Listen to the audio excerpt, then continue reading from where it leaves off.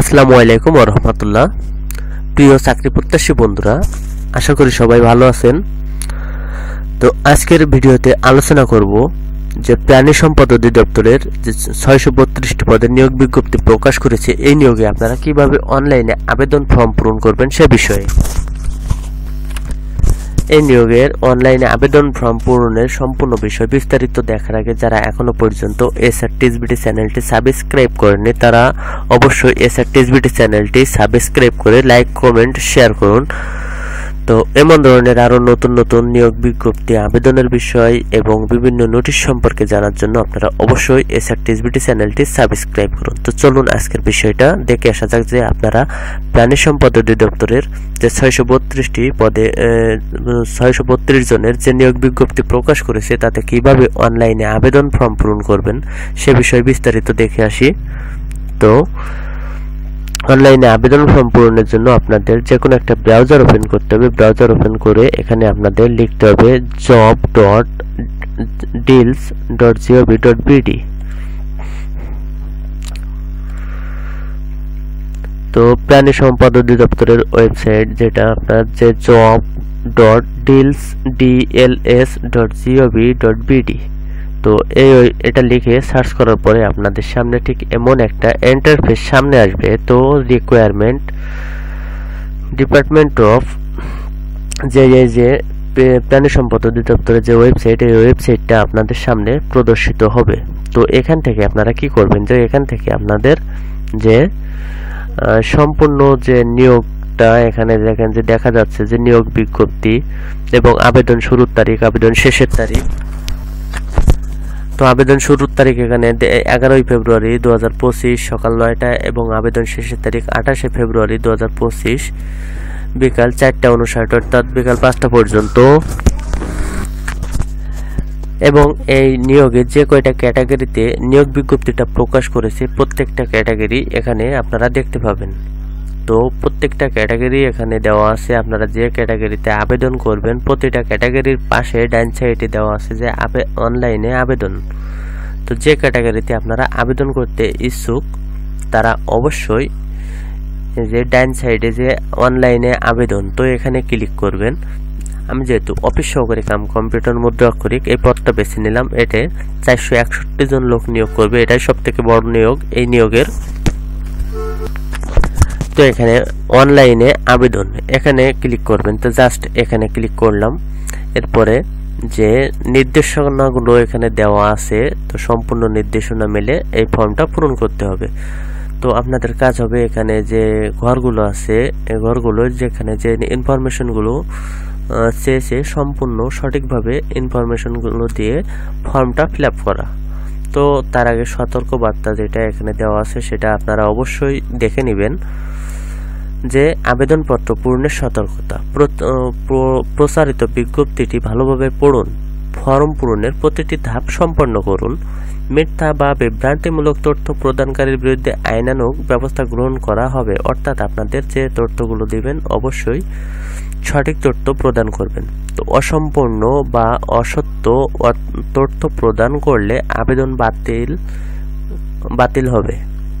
এবং আবেদন করার পূর্বে যে বিষয়গুলো আপনাদের এখানে খেয়াল করতে হবে সে বিষয়গুলো এখানে দেখেন যে মূল চালানের স্ক্যান কপি, সাদা ব্যাকগ্রাউন্ড, 800x600 পিক্সেলের একটি স্ক্যান কপি আপনাদের করে নিতে হবে। এবং 17 ডিজিটের জাতীয় পরিচয়পত্র নম্বর, 10 ডিজিটের স্মার্ট কার্ড নম্বর এবং 17 ডিজিটের জন্ম নিবন্ধন কার্ড নম্বর আপনাদের থাকতে হবে। তাছাড়া আপনাদের একটি সোশ্যাল মোবাইল নম্বর লাগবে। তো আপনার যে ব্যবহৃত সোশ্যাল মোবাইল নাম্বার, একটি মোবাইল নাম্বার লাগবে এবং সদ্য তোলা রঙিন ছবি, সাদা ব্যাকগ্রাউন্ড, 300x300 পিক্সেলের হতে হবে এবং একটি স্বাক্ষর আপনাদের স্ক্যান করতে হবে সাদা ব্যাকগ্রাউন্ড যুক্ত 250x150 পিক্সেলের। এবং আবেদন করলে আবেদনপত্র প্রিন্টের ব্যবস্থা, অর্থাৎ আবেদনপত্রটা প্রিন্ট করবেন এমন ব্যবস্থা থাকতে হবে। তো সম্পূর্ণ বিষয়টা আপনারা মনোযোগ সহকারে দেখবেন, কেউ স্কিপ করবেন না এবং চ্যানেলটি সাবস্ক্রাইব করবেন। তো এমন ধরনের আরো নতুন নতুন ভিডিও পেতে, বিভিন্ন আবেদনের বিষয় সম্পর্কে, নিয়োগ বিজ্ঞপ্তি সম্পর্কে জানতে। তো এরপরে যে কাজটা করবেন সেটা হচ্ছে যে চাকরির আবেদন ফর্ম, এই যে ফর্ম, এই ফর্মটা আপনাদের পূরণ করতে হবে। তো আরেকটা বিষয় এখানে দেখেন যে মূল চালানের স্ক্যান কপি। তো চালানটা আপনারা কোথায় পাবেন, কিভাবে সংগ্রহ করবেন সে বিষয়টাও এখানে দেখাবো, সে বিষয়টাও আপনারা দেখবেন। তো চালান ফর্মটা আপনারা কোথায় পাবেন সে বিষয়টা আগে দেখে আসুন। যে এখানে নিয়োগ বিজ্ঞপ্তিটা প্রকাশ করেছে সেই নিয়োগ বিজ্ঞপ্তির নিচে যা নিয়োগের শর্তাবলী দেওয়া আছে, তো শর্তাবলীর এখানে 8 নাম্বার ক্রমিকে দেওয়া আছে।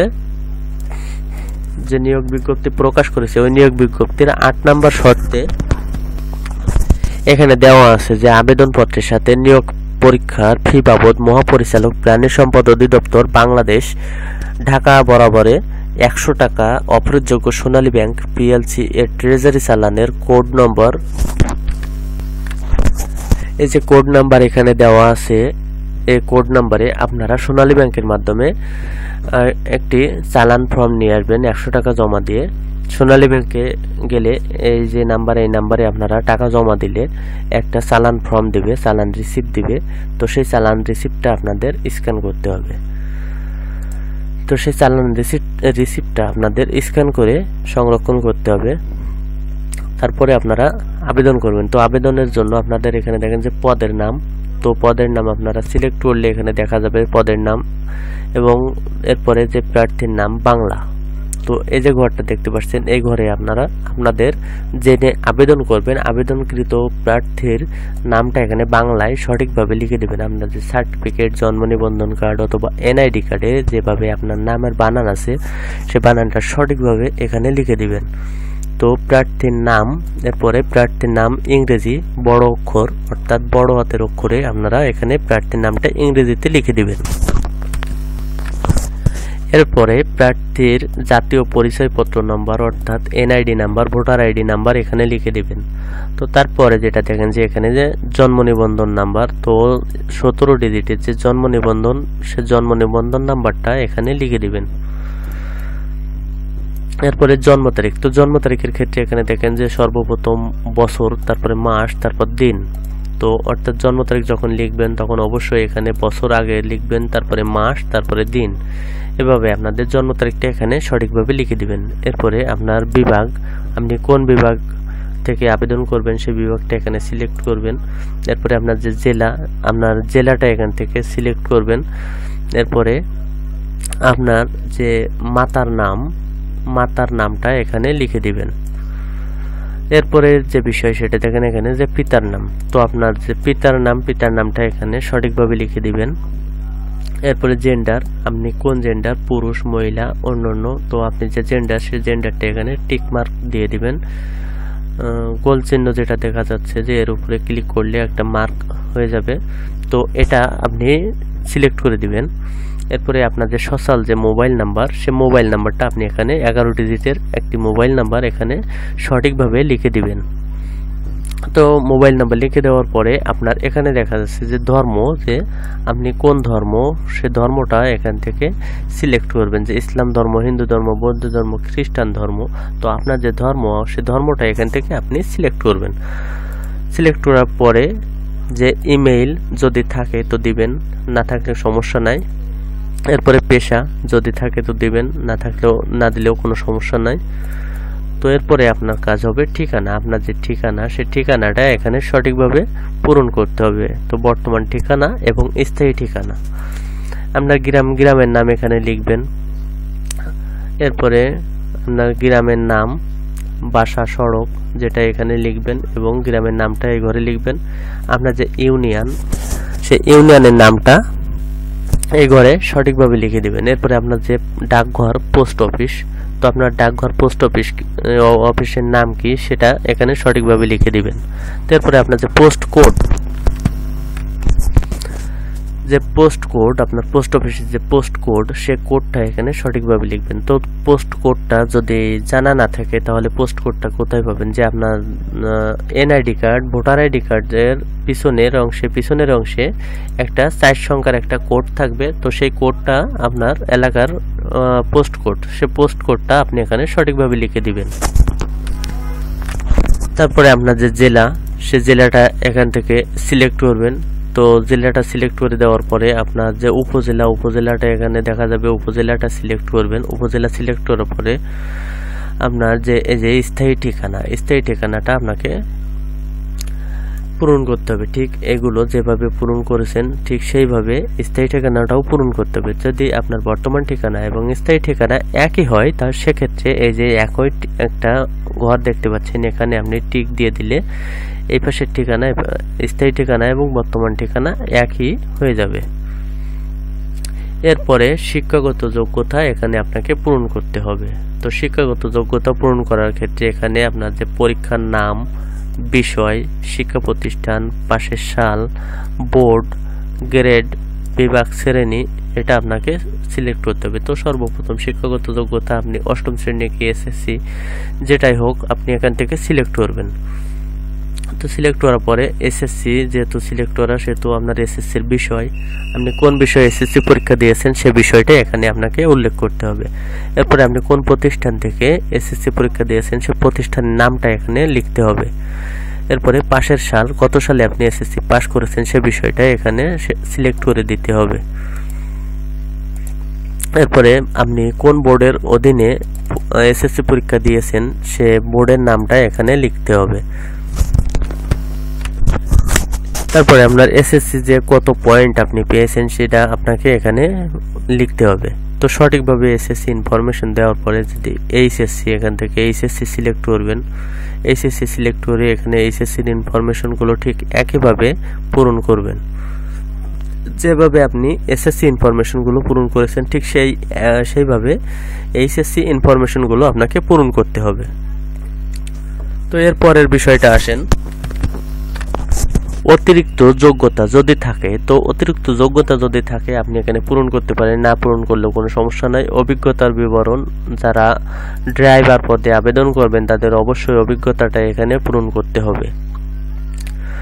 এরপরে কোটা, আপনার যদি কোনো কোটা থাকে তো কোটাটা আপনি এখান থেকে সিলেক্ট করতে পারবেন। এখানে যে তীর চিহ্ন দেখতে পাচ্ছেন এখানে ক্লিক করলে যে কোটা সে কোটাগুলো এখানে দেখা যাবে। যদি কোনো কোটা প্রার্থী আপনি হয়ে থাকেন তাহলে সে কোটাটা এখান থেকে সিলেক্ট করবেন। এরপরে যে গুরুত্বপূর্ণ একটা বিষয় যে ট্রেজারি চালান নাম্বার। তো আপনি যে চালানটা সোনালী ব্যাংকে টাকা জমা দিয়েছেন, টাকা জমা দেওয়ার পরে যে চালানটা আপনাকে চালানের কপি আপনি পেয়েছেন তাতে একটা ট্রেজারি চালান নাম্বার থাকবে, সেই নাম্বারটা এখানে লিখবেন এবং কত তারিখে আপনি সোনালী ব্যাংকে টাকাটা জমা দিয়েছেন সেই তারিখটা এখানে সিলেক্ট করতে হবে। এরপরে যে ব্যাংকের নাম, আপনি কোন ব্যাংকে টাকা জমা দিয়েছেন তো অবশ্যই সোনালী ব্যাংকে, এখানে সোনালী ব্যাংক সিলেক্ট করবেন। সোনালী ব্যাংক সিলেক্ট করার পরে এখানে ব্যাংকের শাখার নাম, আপনি সোনালী ব্যাংকের কোন শাখায় টাকাটা জমা দিয়েছেন সেটা সেই শাখার নামটা, ব্যাংকের নামটা এখানে লিখে দিবেন। তো সঠিকভাবে লিখে দেওয়ার পরে যে চালান ফর্মের স্ক্যান কপি, যে চালানের যে স্ক্যান কপিটা আপনি এই যে প্রথমে যেটা বলা হয়েছিল যে মূল চালানের স্ক্যান কপি, তো এই স্ক্যান কপিটা এখানে আপলোড করবেন। তো আপলোড করবেন কিভাবে সে বিষয়টা এখানে দেখেন। তো চালান কপিটা স্ক্যান করে আপনি যেখানে সংরক্ষণ করেছেন এই যে এখানে নির্বাচন করুন, এখানে ক্লিক করলে আপনি যে জায়গায় সংরক্ষণ করে রেখেছেন সে জায়গা থেকে ওটা নির্বাচন করলে এখানে আপনার স্ক্যান কপিটা দেখা যাবে। তো এরপরে যে বিষয় সেটা হচ্ছে বিভাগীয় প্রার্থী কিনা। তো আপনি যদি বিভাগীয় প্রার্থী হয়ে থাকেন তাহলে হ্যাঁ, যদি বিভাগীয় প্রার্থী না হয়ে থাকেন তাহলে না ব্যবহার করবেন। তো যারা নতুন আবেদন করবেন তারা অবশ্যই বিভাগীয় প্রার্থীটা এখানে না সিলেক্ট করবেন। এরপরে যে বিষয় যে প্রার্থীর ছবি, যে 300x300 পিক্সেলের যে ছবিটা স্ক্যান করে রেখেছিলেন সেই ছবিটা ঠিক একইভাবে এখানে নির্বাচন করুন। এর উপরে ক্লিক করলে ছবিটা আপনি এখানে আপলোড করতে পারবেন। এরপরে প্রার্থীর স্বাক্ষর, যে 250x150 পিক্সেলের যে ছবিটা আপনি এখানে আপলোড করবেন ঠিক একইভাবে এখানে নির্বাচন করুন। এটার উপরে ক্লিক করলে আপনি ছবিটা আপলোড করতে পারবেন। তো ছবি এবং স্বাক্ষর আপলোড করার পরে যখন আপনাদের উপরের সমস্ত তথ্যগুলো সঠিকভাবে পূরণ করা হবে, উপরের তথ্যগুলো যখন সঠিকভাবে আপনারা পূরণ করবেন, পূরণ করার পরে আপনারা নিচে একটা অপশন পাবেন যে আমি এই মর্মে অঙ্গীকার করছি যে উপরে বর্ণিত তথ্যগুলি সম্পূর্ণ সত্য মৌখিক পরীক্ষার সময় উল্লেখিত তথ্য প্রমাণের জন্য সকল মূল সার্টিফিকেট ও রেকর্ডপত্র উপস্থাপন করব। কোনো তথ্য অসত্য প্রমাণিত হলে আইনানুগ শাস্তি ভোগ করতে বাধ্য থাকব। তো এইটাই আপনারা টিক মার্ক দিয়ে দিবেন। তো টিক দিয়ে এখানে যে অপশনটা পাবেন যে সংরক্ষণ করুন ও পরবর্তী ধাপ, তো সংরক্ষণ করুন ও পরবর্তী ধাপ এটার উপরে ক্লিক করবেন। তো এটার উপরে ক্লিক করলে আপনাদের একটি প্রিভিউ আবেদন ফর্ম দেখাবে। সেই প্রিভিউ আবেদন ফর্মটা সবকিছু সঠিক আছে কেমন সেটা যাচাই করে নিচে আরো একটা অপশন পাবেন ঠিক এরকম ধরনের যে সাবমিট করুন বা জমা দিন, এরকম একটা অপশন পাবেন। তো জমা দেওয়ার পরে আপনাদের আবেদনটা সম্পূর্ণভাবে কমপ্লিট হয়ে যাবে এবং আপনারা প্রিন্ট অপশন পাবেন, এরকম প্রিন্ট অপশন পাবেন, সেখান থেকে আপনারা আবেদনের কপিটা প্রিন্ট করে সংরক্ষণ করে রাখবেন। তো এই ছিল আজকের আলোচনার বিষয় যে আপনারা প্রাণী সম্পদ অধিদপ্তরে যে 632টি পদে নিয়োগের যে নিয়োগ বিজ্ঞপ্তিটা প্রকাশ করেছে তাতে আপনারা কিভাবে আবেদন করবেন, আবেদন ফর্ম অনলাইনে পূরণ করবেন সে বিষয়টা আশা করি সবাই বুঝতে পেরেছেন। তো যদি বুঝতে সমস্যা হয় তাহলে ভিডিওটা রিপ্লে করে দেখবেন এবং মনোযোগ সহকারে সম্পূর্ণ ভিডিওটা দেখবেন, তাহলে সম্পূর্ণ বিষয়টা ভালোভাবে বুঝতে পারবেন।